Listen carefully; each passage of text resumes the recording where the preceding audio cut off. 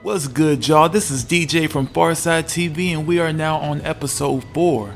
On the last episode, we saw Omni-Man start to sweat as Cecil and Darkblood got more and more suspicious. Eve found out these heroes ain't loyal and broke up with Rex, while Mark and Amber are going strong right now. We about to get into it, so strap yourselves in and let's take a ride as I break down episode 4, the DJ way. So this is the third episode, not including the last one, where they had an intro scene that has nothing to do with anything. It was just random. Spoilers, the opener has nothing to do with the rest of the episode. I don't know if they use this as filler or if it's actually gonna appear like later on, or if it happens in the comics and that's their way of paying homage before they get into their story. I don't know. But all you need to know is that this very crooked looking guy with a British accent somehow summons this creature and everybody's legit scared. Maybe these are scenes that lead into season 2 and it'll be used as comebacks or callbacks or something. I guess we may or may not find out. We cut to Omni-Man giving Mark a training session and Mark flopping as usual. Omni-Man tells Mark that they'll race and that the last one home takes the trash out for a month. Mark think he about to win, but Omni-Man like, challenge accepted, and puts it into turbo drive. Mark like, wow, you could've let me win a little bit, like dang. Debbie's consoling finicky Flash's widow, but she already on game telling Debbie that she feel like the government knows something, but they ain't trying to say nothing. Now she got Debbie thinking, and that's when she asks her, so, do heroes lie? You know, like Flash? Old girl like, of course! Flash lied to me all the time. She knew something was wrong when he told her everything would be alright. But yeah, anyway, you can help me sell my house though, so I can go back to Russia. Debbie pulls out the Henny and does her research on Darkblood, trying to get more insight since Omni-Man won't act like he don't know nothing. Speaking of evil Superman, him and Mark walk in the house and Debbie puts away the tea machine just in time. Mark talks about how he got a date with Amber and his mom over here teasing him along with his dad, like she wasn't just doing some hard-hitting TMZ work a minute ago. Omni-Man like, hey, he about to go knock on some boots, why can't we do it? It's been long enough. Debbie gonna do it, but she turns the conversation to how Olga want her to sell the house and how she thinks there's a conspiracy with the government and the death of the Guardians. Omni-Man must have been watching Yu-Gi-Oh recently, cause he went straight into defense mode talking about, shouty a whole drunk anyway. Debbie like, Nolan? He said, what? Remember the Christmas party? She was drunk and high at the same time drinking champagne on the airplane. Debbie looking like, wow, this dude really ain't got no chill. Mark and Amber go hang out, but they really ain't talking about nothing. Mark just trying not to reveal his secret identity and flopping as usual. At some point, Omni-Man finds Darkblood pouring up and immediately switches to attack mode, ready to take away the rest of Darkblood's life points. Omni-Man basically said, dude, hey, you crossed the line for coming to my home scaring my wife. That's an automatic foul. Darkblood like, what you gonna do, smoke me like you did the Guardians? Omni-Man like, I really don't have to. Who you think they gonna believe? I'm the people's champ. You just a jobber. I'm John Cena. You're just D'Lo Brown. I'm on cereal boxes. You're on the toilet paper. We ain't same, bruh. We are not the same. Darkblood said he won't give up because wifey already suspicious and his son would be too. Omni-Man told him to F off and darted off. We cut to the Blue Man in the kitchen showing the viewers how he makes clones of himself. Apparently burger patties are part of the recipe, which I guess is a callback to episode 2's intro and explains the randomness of that scene. This transitions to the entire thing being seen by Robot. Rex asks him was he napping, and Robot of course doesn't let Rex know what he really just saw, but instead he was just fragmenting. The new Guardians were walking to the building where the OG Guardians would meet, which is also where they were slaughtered. Black Samson starts reminiscing, and Rex like, man, if I have to hear you talk about the glory days as a Guardian one more time. Ted Cruz like, what you gonna do about it? Rex like, I don't know, maybe explode something, like you're nuts. What? Who even talks like that? Black Samson, not knowing whether to dignify that with response or not, leaves it at that. Cecil pops up and tells them that this is their new spot. Rex points out some blood on the wall like, you missed the spot. Cecil says, it's a reminder to y'all of what could happen in case y'all think things are sweet around here. I'll have it cleaned up once y'all earn y'all keep. And then he leaves. Rex then has a small bonding moment with Monster Girl, as they seem to be alright now. Robot reminds Rex that he needs to keep things professional between him and old girl and keep whatever else out of it. I think Robot got a Drake playlist installed in his hardware because he gets in his robotic feelings and basically tells Rex don't play with her heart and don't do her like he did Adam Eve and Duplicate.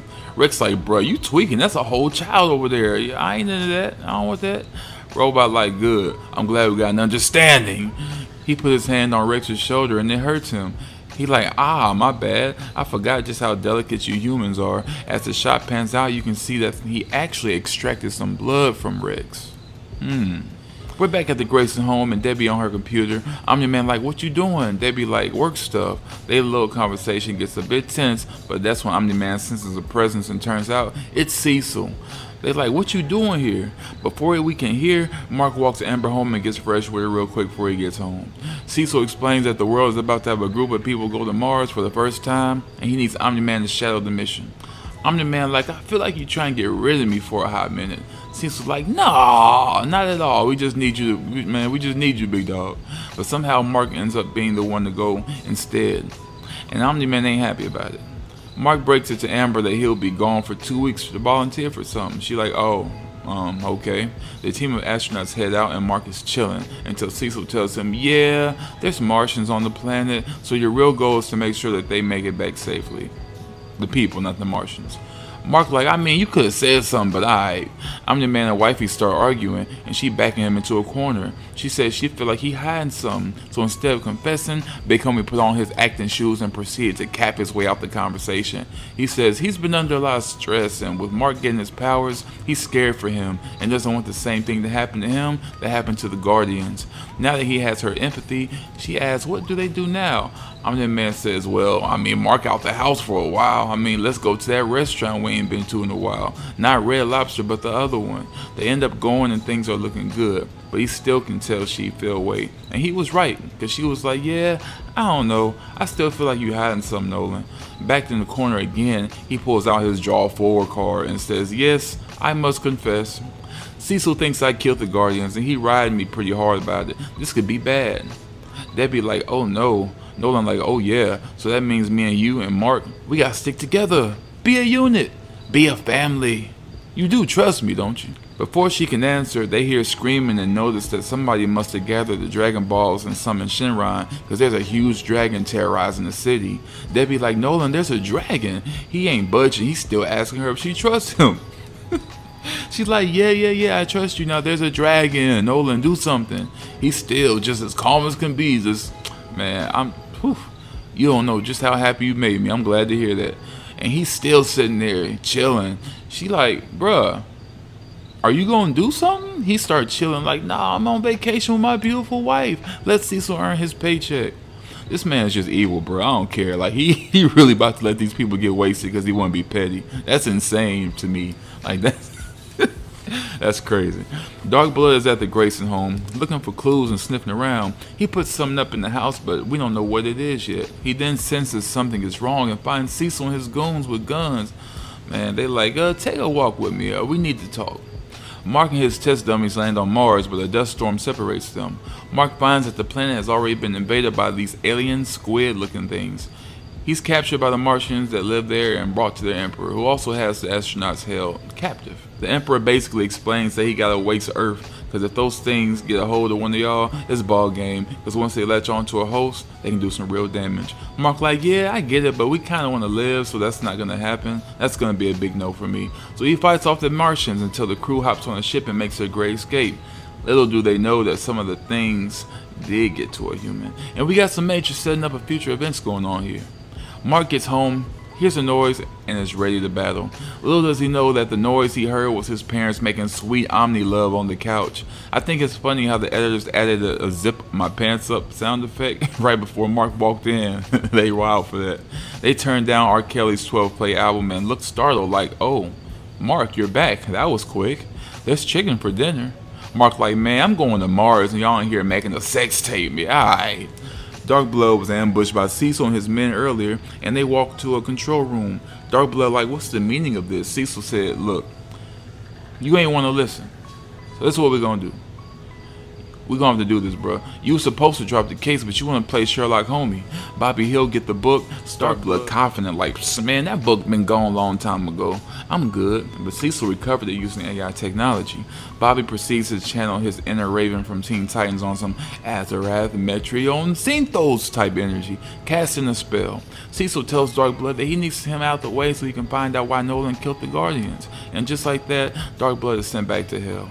Robot goes to a lab, kneels as he presents the blood sample, and we see who he really is. A bot, controlled by a deformed human in a pod, and that's when the credits roll, but you know we got some more. We see Miss Grace and Omni-Man talking, but as the camera pans over, we see a little something in the corner that was left as evidence for her to find by, guess who? Darkblood. And that's where the episode ends. Y'all, there was a lot going on in this episode.